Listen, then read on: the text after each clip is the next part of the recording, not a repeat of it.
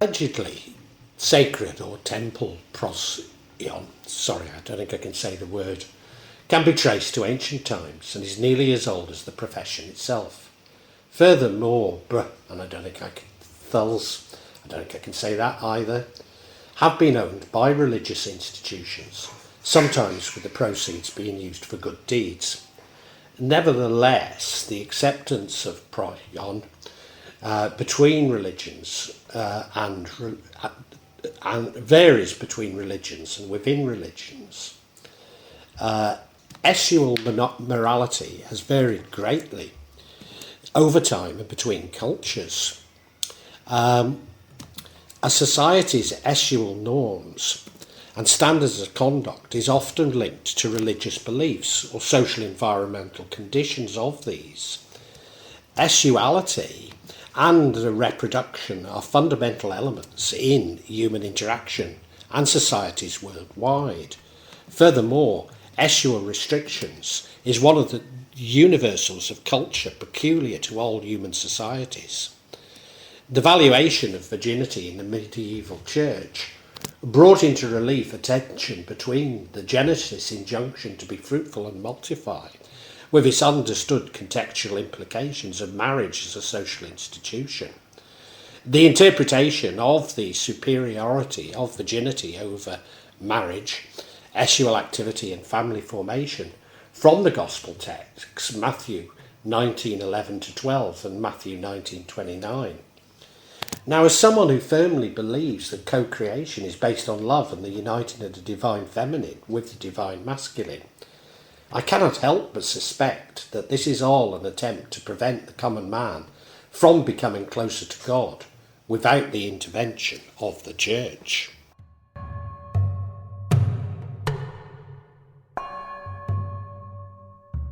Herodotus' account from the Hellenistic period and late antiquity suggests that the ancient societies encouraged the practice of ancient sexual rites, not only in Babylon and Cyprus, but throughout the Near East. And to quote Herodotus, the foulest Babylonian custom is that which compels every woman of the land to sit in the temple of Aphrodite or Ishtar and have intercourse with a stranger at least once in her life. Many women who are rich and proud and disdain to mingle with the rest drive to the temple in covered carriages drawn by teams and stand there with great retinue of attendants, but most sit down in the sacred plot of Aphrodite with crowns of cords on their heads. There is a great multitude of women coming and going, passage marked by line run every ray through the crowd, which the men pass by and make their choice. Once a woman has taken her place, she does not go away to her home before a stranger has cast money into her lap and had intercourse with her outside the temple. But whilst he casts money, he must say, "I invite you in the name of Mithlita." It doesn't matter what the sum of money is. The woman will never refuse, for that would be a sin, the money being an act most sacred. So she follows the first man who casts it and rejects no one. After the intercourse, having discharged a sacred duty to the goddess, she goes away to her home, and thereafter there is no bribe, however great, that will get her. So then the women are fair and tall and soon free to depart, but the uncomely have to long to wait, because they cannot fulfil the law. For some of them remain for 3 years or 4. There is a custom like this in some parts of Cyprus. A form of sacred marriage, hieros gamos, was staged between the kings in Sumer and the high priestess of Inanna, the Sumerian goddess of sexual love, fertility and warfare, later called Ishtar. The king would have with the priestess to represent the union of Dramust with Inanna. The king would further establish legitimacy by taking part in a ritual sexual act in the temple of the fertility goddess Ishtar every year on the 10th day of the New Year festival, Akitu.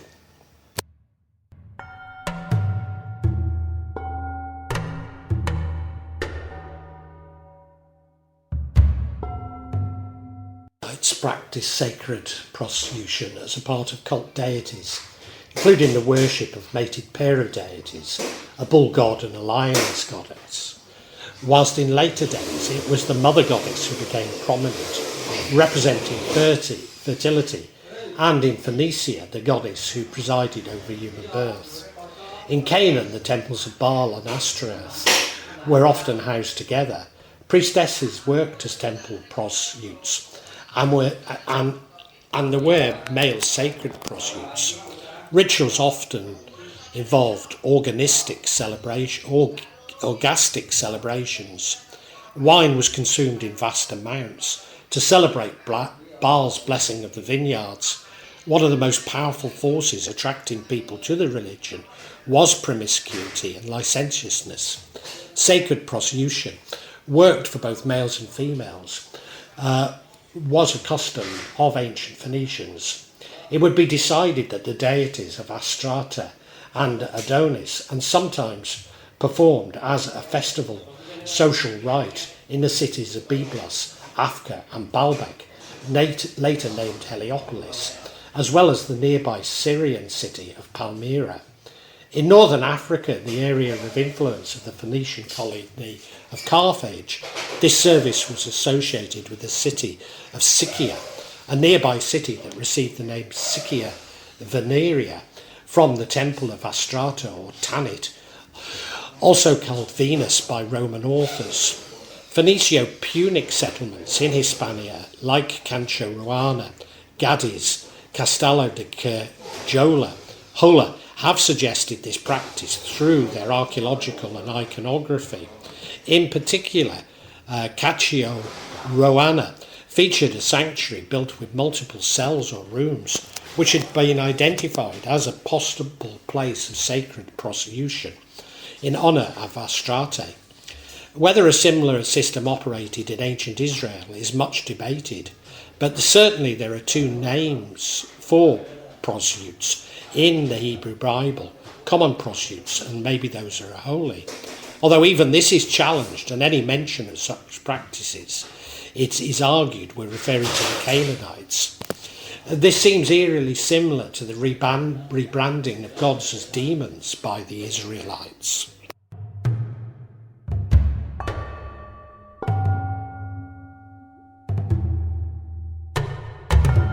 Different levels of prostitutes within ancient Greek society, but two categories are specifically related to sacred or temple prostitution.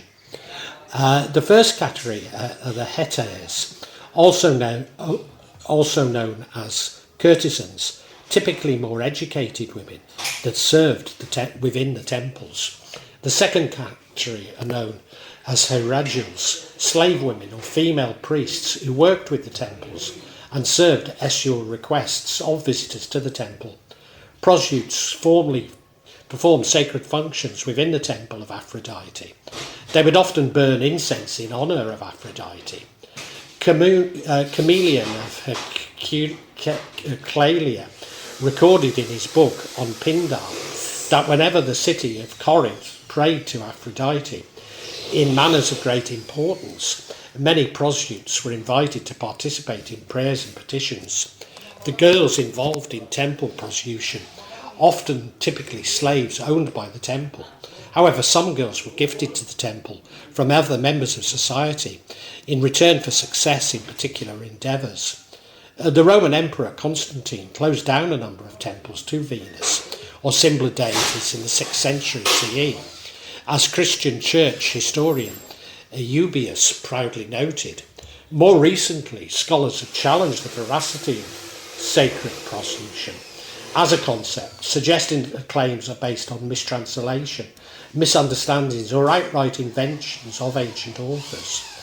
Authors have also interpreted evidence of secular prostitution administered in the temple under the patronage of fertility deities, and not as an act of religious worship by itself.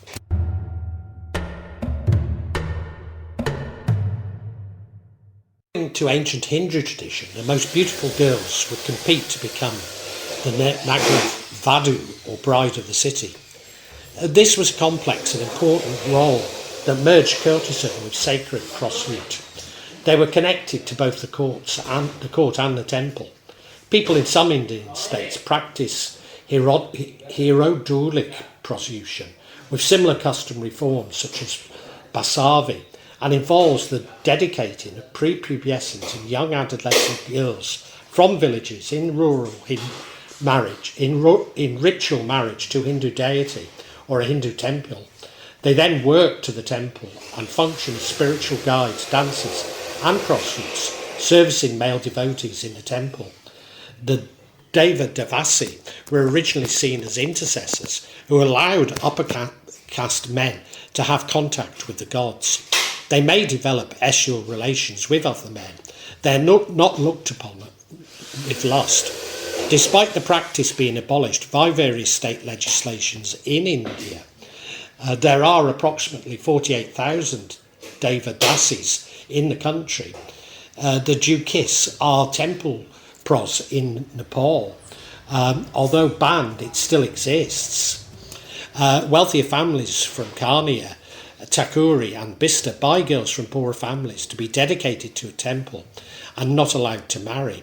The most common form of Buddhist ethics are the 5 precepts of the Noble Eightfold Path, which they say should either be attached to nor crave sensual pleasure.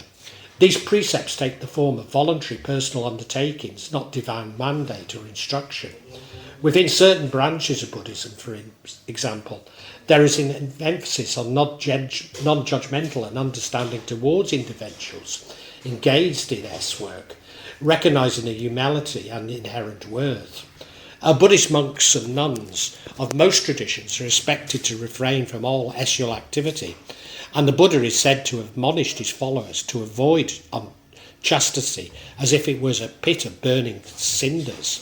While laypersons may have S within marriage, monastics are not permitted to have any sexual contact at all. In Japan, during the Kamakura period, many shrines and temples which provided for Miko fell into bankruptcy. Some Miko started travelling in search of livelihood and came to be known as Akuri Miko, walking shrine maidens. Whilst Akuri Miko primarily provided religious services, they were also widely associated with prostitution. There is some evidence of sacred prostitution in Mesoamerica, often homosexual.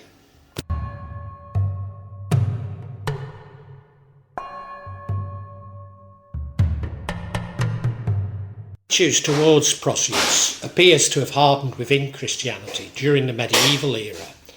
At the same time, doubts were beginning to be cast regarding Mary Magdalene, based on Pope Gregory I's pronouncement of her as a sinful woman in 1591 CE, which exploded during the Victorian era.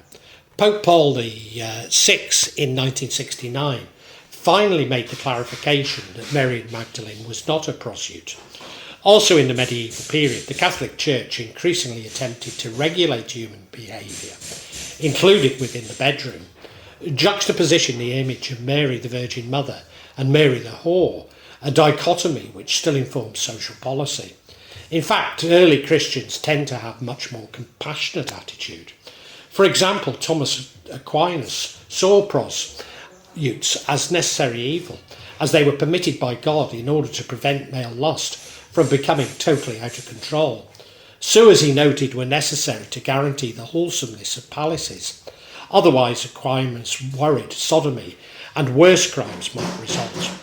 Whilst the money paid to prostitutes is an unlawful purpose, according to Aquinas, the giving itself is not unlawful, and the woman could retain what she received. In other words, prostitutes protect the good women of the family and the demands of male sin. Medieval canon lawyers developed the legislation surrounding prostitution and came to dominate in Europe. Modesty in behaviour was women's protection. Any woman that did not act modestly, for example, who was sexually ardent, was deemed at heart a prostitute, though she could not be classified as long as she remained faithful to her husband.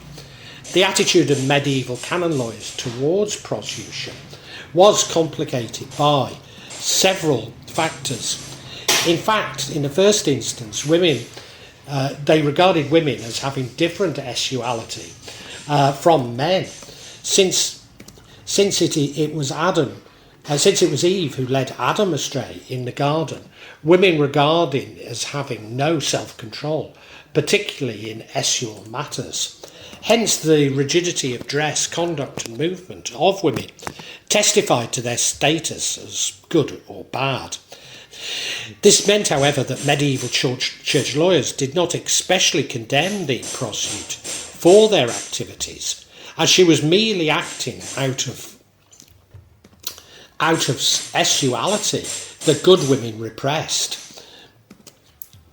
They felt the more severe punishments should fall on those who made profit from her, i.e. pimps, procurers, brothel keepers, even customers.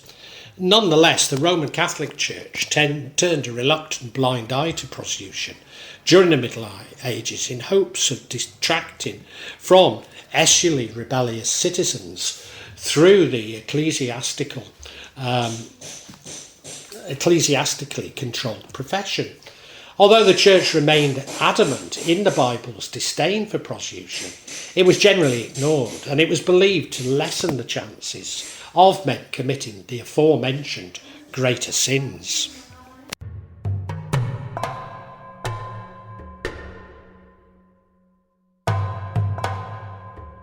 Medieval and Renaissance Church prevented countless girls from being thrown into prostitution. Convents and monasteries were always ready to give shelter to abandoned children who would otherwise die of hunger or be exploited by pimps. Nevertheless, by the late medieval and Renaissance era, many convents were renting out their novices to affluent guests, with a good many nuns falling pregnant. In the 12th century, Southwark, London, had 18 licensed brothels with about 1,000 prostitutes employed therein. All of these brothels were run by the church and brought in large sums of money for building churches and other ecclesiastical duties. Brothels were no longer prisons, but rather boarding houses where rooms were rented out to prostitutes without board. Like other legitimate businesses, brothels were closed on holy days to encourage the women to attend service. Those employed in the brothel were refused Christian burial, but could still receive Holy Communion. A syphilitic outbreak that occurred in Naples in 1496 intensified the hardening attitudes towards the profession. After this syphilitic epidemic that ended up overtaking Europe during the early 15th century was discovered to be spread by sexual conduct, religious and other secular rulers began cracking down on prostitution in an effort to lessen the risk of contagion. In 1546, King Henry VIII banned brothels altogether. It's possible that he outlawed them for reasons of morality, but also as a means of containing the syphilis epidemic that was currently raging. Of course, prostitution did not disappear. Instead, it simply went underground. Like later many towns in England, towns and cities across the UK, relied on taxes and other income from trade to support public works. In 1844, the Brothel Suppression Act was hastily withdrawn when opponents reminded the Lord Spiritual of the many brothels operating on their land.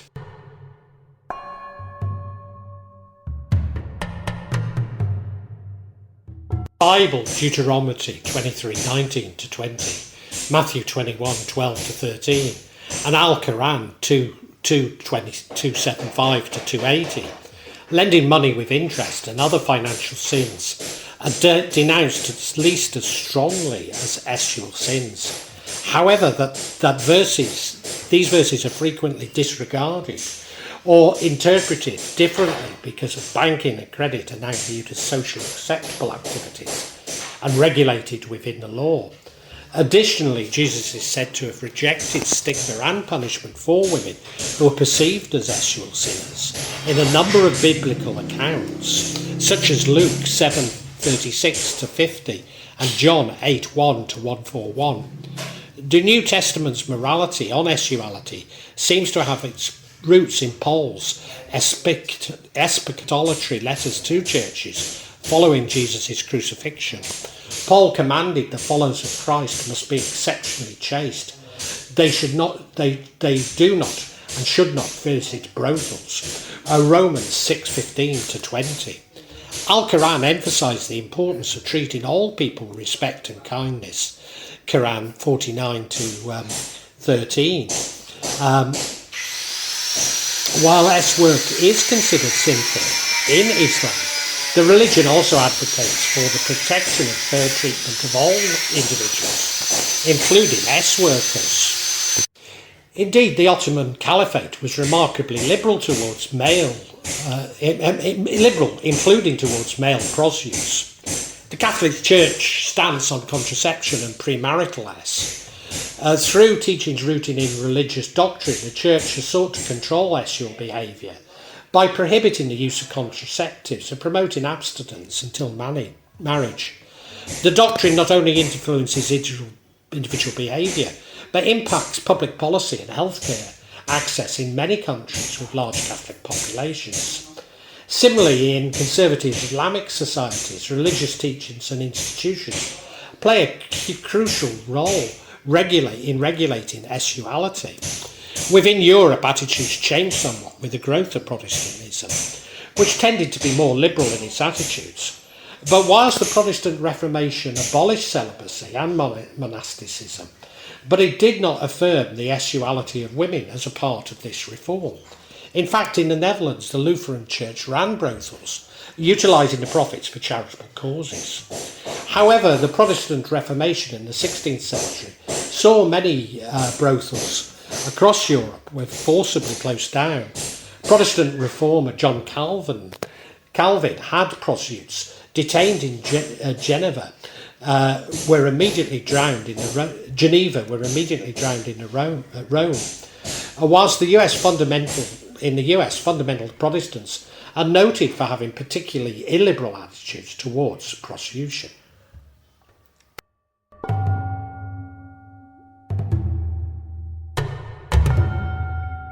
Today, there are only 77 countries which have legalised prostitution, and 11 have limited rules around it.